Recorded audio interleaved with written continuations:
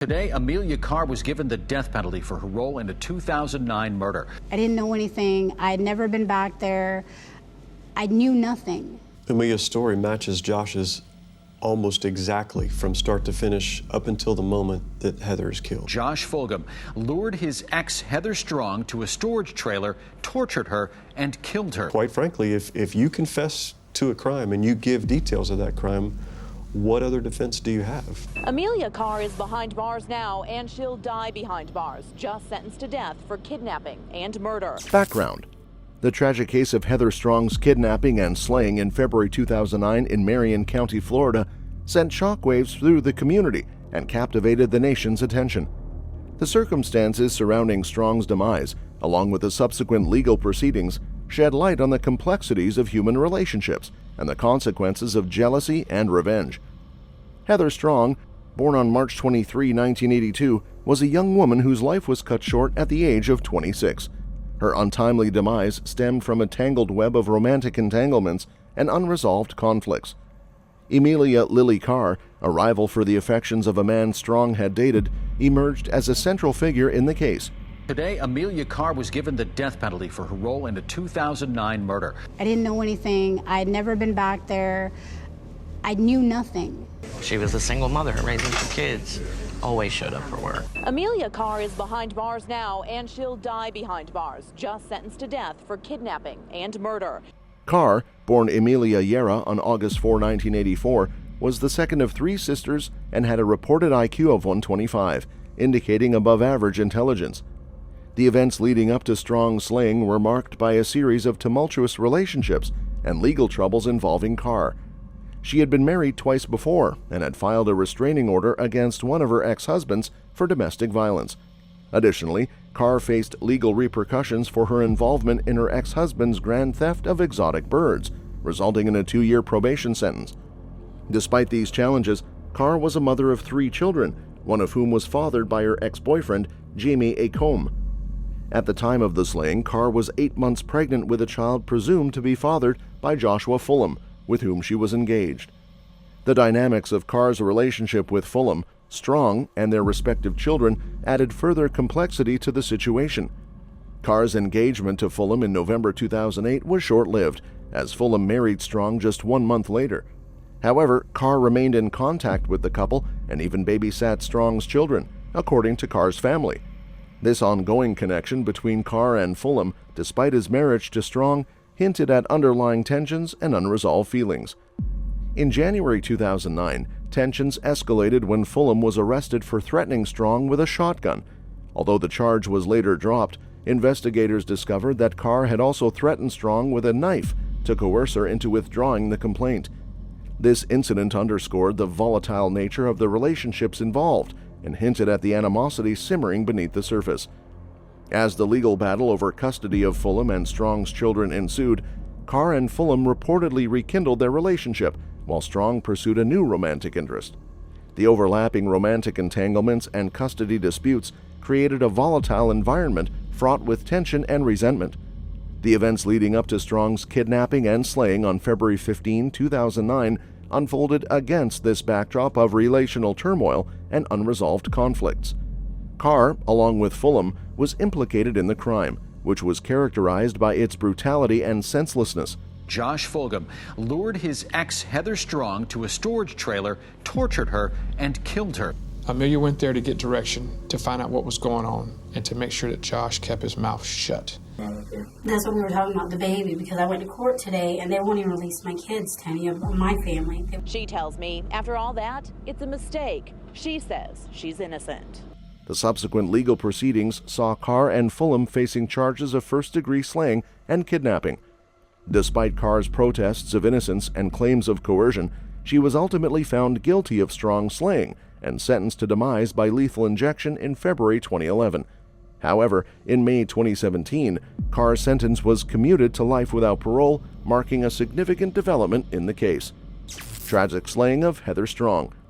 The slaying of Heather Strong sent shockwaves through the community and captivated national attention. The details of her disappearance and subsequent demise paint a grim picture of betrayal and brutality. In February 2009, Strong vanished while working at an Iron Skillet restaurant at a Petro gas station in Reddick, Florida. She was reported missing on February 15, sparking a frantic search for her whereabouts. However, it wasn't until March 19 that her remains were tragically discovered in a shallow grave near a storage trailer in Boardman, close to McIntosh, Florida. The investigation into Strong's disappearance quickly led to the arrest of Emilia Lily Carr, a woman with whom Strong had tangled relationships. Carr, who was 7 months pregnant with Joshua Fulham's child at the time, emerged as a central figure in the case. Detectives noted the frequency of Carr's statements to authorities, totaling 10 interactions without legal representation, raising suspicions about her involvement. Knew that he was involved. He, after he confessed, he told him he was involved. I was told prior to trial and the day that the trial began. Everything from here on out is on the record. You were there when she died. Quite frankly, if you confess to a crime and you give details of that crime, what other defense do you have? Further incriminating evidence came to light when undercover audio recordings captured Carr discussing details of the crime with Fulham's sister. The chilling nature of Strong's demise began to unfold as investigators pieced together the sequence of events leading to her demise. According to Carr's confession to investigators, she lured Strong into a storage trailer behind her mother Maria's home, where she proceeded to suffocate her. Initially attempting to break Strong's neck, Carr resorted to asphyxiation after her initial efforts failed. Strong was bound by duct tape to a computer chair, rendering her helpless as Carr placed a plastic bag over her head, sealing her fate. The details of Strong's slaying paint a disturbing picture of betrayal and violence, with Carr's actions driven by jealousy and resentment.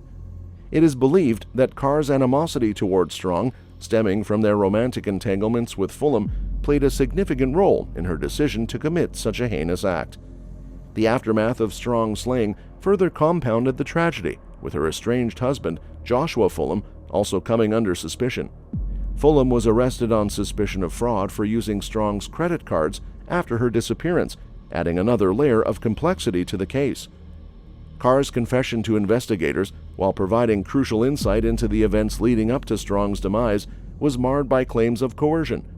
She maintained that her confession was made in the hope of being reunited with her children, underscoring the emotional turmoil and desperation she experienced while in custody. The impact of Strong's slaying reverberated far beyond the confines of Marion County, Florida, leaving a community grappling with shock, grief, and a sense of profound loss. The senseless nature of her demise served as a sobering reminder of the fragility of life and the depths of human depravity. In the years following Strong's slaying, the legal proceedings surrounding Carr and Fulham's involvement unfolded, culminating in their respective convictions for first-degree slaying and kidnapping. Carr, originally sentenced to demise by lethal injection in February 2011, saw her sentence commuted to life without parole in May 2017. The legal odyssey. In the wake of Heather Strong's tragic slaying, the wheels of justice began to turn, leading to the trials of Emilia Carr and Joshua Fulham. Their legal journey unfolded against a backdrop of heinous allegations, emotional testimonies, and the pursuit of justice for the victim. Following their arrest in connection with Strong's demise, Carr and Fulham faced a lengthy legal battle that would ultimately determine their fates. In April 2009, during their arraignment, both defendants waived their right to a speedy trial, setting the stage for a complex legal process. Prosecutor Rock Hooker wasted no time in signaling his intent to seek the demise penalty due to the egregious nature of the crime. As the legal proceedings unfolded, Carr's concerns over her defense attorney's preparedness emerged. In November 2009, her request for a trial continuance was denied by State Circuit Judge Willard Pope. Despite these challenges, the trial proceeded, culminating in a pivotal moment on December 7, 2010, when a jury found Carr guilty of first-degree slaying and kidnapping after just 2.5 hours of deliberations. Emilia's story matches Josh's almost exactly from start to finish up until the moment that Heather is killed. And he taped it, and I pulled the tape, and he taped it. I made a little attempt. So we need you to come up with something so that we can get him. And see, that's what they kept telling me, is that they wanted him. Is that right? I'm not talking to you in sign language. I know. I'm talking to you person to person. And puts the act on Josh saying that he's the one that suffocated her. During the subsequent penalty phase of the trial, Carr's family presented emotional testimony, highlighting her traumatic upbringing marked by physical misuse.